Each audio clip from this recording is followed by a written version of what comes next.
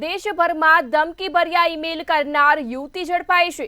સમાચાર સામે આવી રહ્યા છે, જ્યાં દેશભરમાં ધમકીભર્યા ઈમેલ કરનાર યુવતી ઝડપાઈ છે।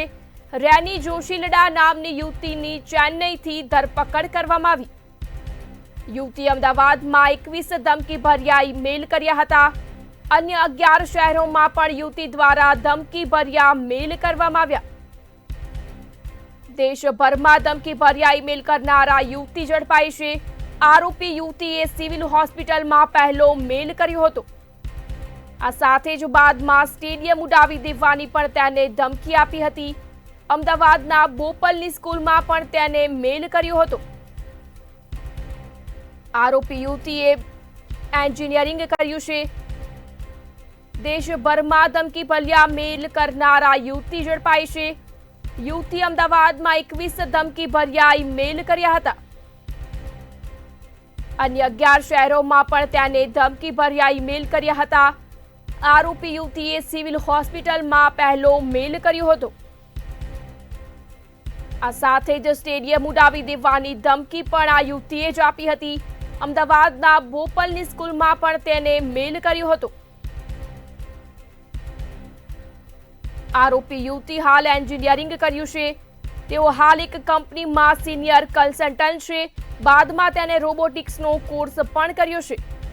હરિયાણા, ગુજરાત સહિતના અનેક રાજ્યોમાં તેને મેલ કર્યા છે।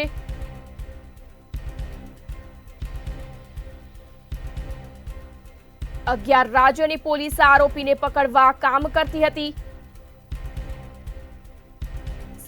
વિશાલ મહેતા લાઈવ જોડાયા છે। જી વિશાલ, સમાચાર જ્યાં દેશભરમાં ધમકીભર્યા ઈમેલ કરનાર યુવતી ઝડપાઈ છે, શું કહેશો? જે રીતે આ સમગ્ર મામલો સામે આવ્યો છે અમદાવાદ સાયબર ક્રાઇમની અંદર, સાયબર ક્રાઇમને છેલ્લા ઘણા મહિનાથી આ કેસની અંદર તપાસ કરતી હતી, પરંતુ ક્યાંય નક્કર પુરાવા મળતા ન હતા અને એના કારણે જ આ મહિલા જે છે રેની જોશીલડા, તે ક્યાંક ને ક્યાંક એના હાથ તાળી આપી એને બચતી હતી।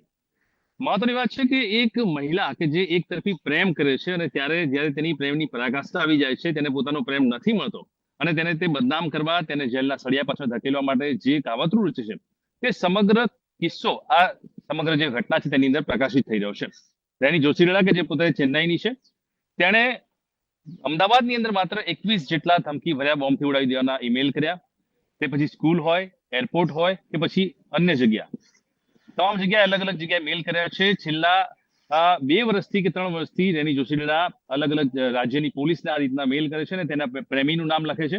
મેલની અંદર પ્રેમીનું નામ લખવાના કારણે વારંવાર અલગ અલગ જિલ્લાઓની અને રાજ્યની પોલીસ તેને પકડીને લઈ જાય છે અને જ્યારે વેરિફિકેશન કરવામાં આવે છે ત્યારે ખ્યાલ આવે છે કે તે વ્યક્તિ તેની અંદર સંડોવાયેલો નથી, પરંતુ તેનો પ્રેમી એટલો પરેશાન થઈ ગયો કે લગ્નના આગલા દિવસે પણ તેણે મેલ કર્યો ત્યારે તેના પ્રેમીને લગ્ન મંડપ પહેલા ઉઠાવીને પોલીસ લઈ ગઈ।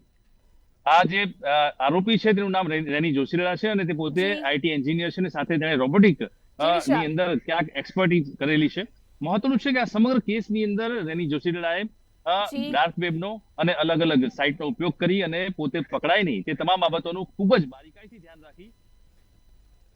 જી વિશાલ, વિગતો બદલ આભાર।